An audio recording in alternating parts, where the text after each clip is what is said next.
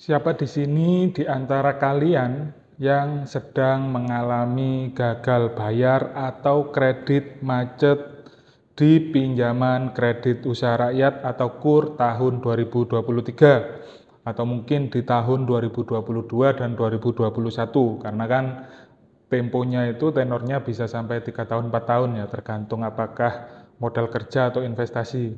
Jadi buat kalian semua yang sedang kredit macet atau gagal bayar di pinjaman kredit usaha rakyat, agar menonton video ini karena akan ada informasi yang saya sampaikan buat kalian supaya bisa lebih tercerahkan. Maka dari itu, jangan di skip videonya, kita intro dulu.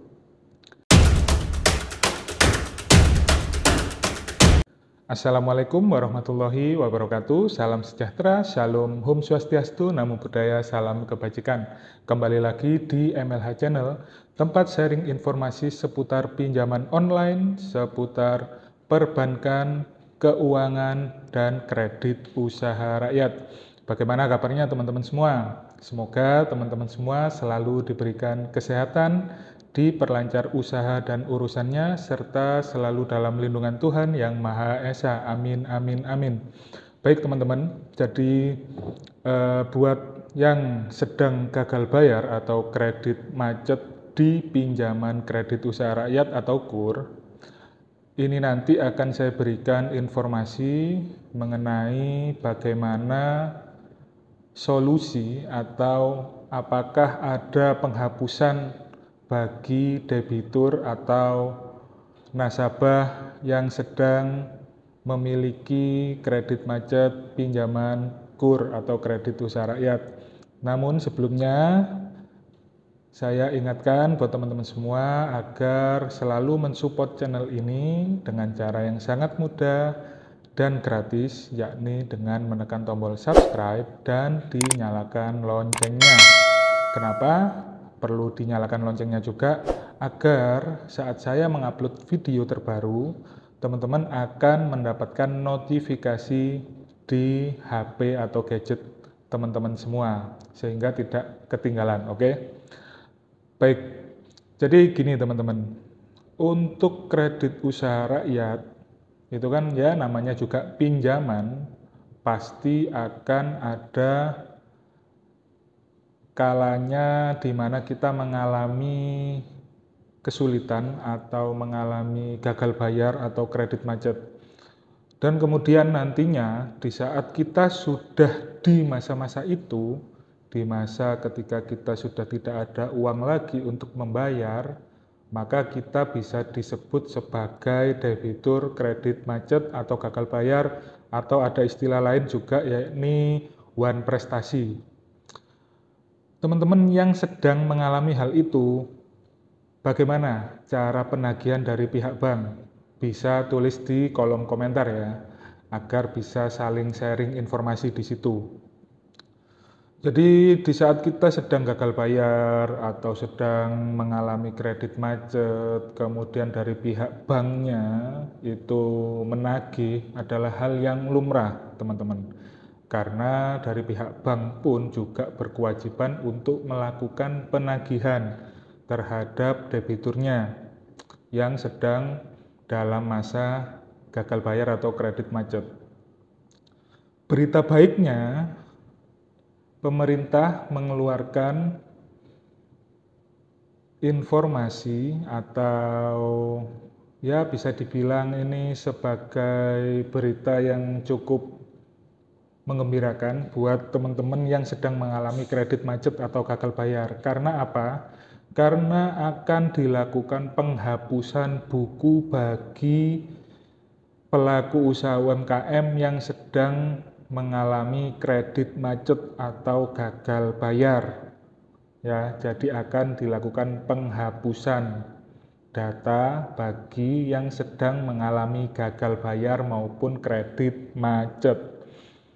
Tapi, nah ada tapinya ini teman-teman.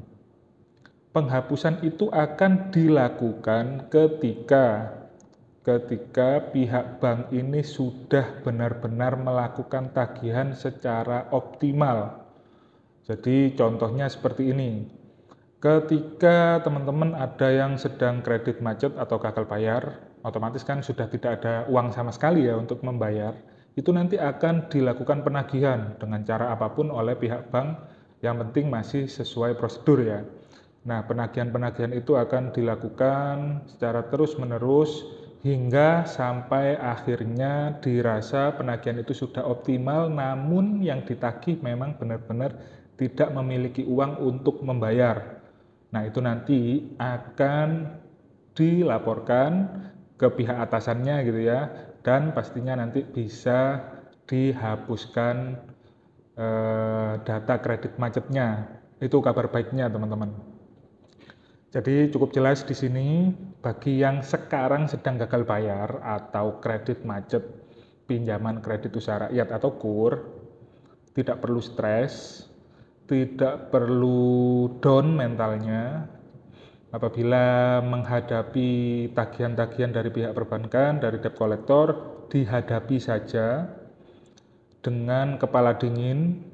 Jangan sampai kemudian teman-teman akan stres, kemudian down dan lain sebagainya. Itu nanti akan berdampak buruk sendiri ke teman-teman gitu ya. Jadi dihadapi saja sampai nanti waktunya akan dihapus data kredit macetnya teman-teman. Itu kabar baiknya di situ teman-teman ya. Tapi nantinya apabila hal itu terjadi, teman-teman akan saran saya itu setelah memang penagihan sudah stop, kemudian tidak ada kabar sama sekali gitu ya dari pihak perbankan yang teman-teman pinjami tadi, yang teman-teman meminjam, alangkah baiknya teman-teman melakukan pengecekan secara mandiri data slik OJK. Nah, di sini apakah penghapusan data kredit macet ini nanti secara otomatis juga menghapus data blacklist di slik OJK atau di BI checking atau tidak, saya belum tahu teman-teman. Jadi mungkin bagi teman-teman yang sudah mengalami hal seperti itu, bisa coba di cross check secara mandiri pengecekan slik OJK. Nanti bagaimana hasilnya bisa tulis di kolom komentar ya, agar ya kita saling tukar informasi teman-teman.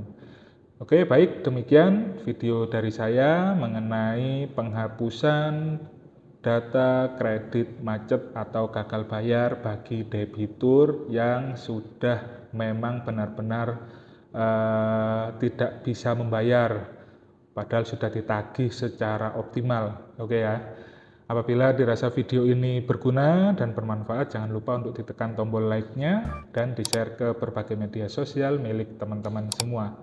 Wassalamualaikum warahmatullahi wabarakatuh.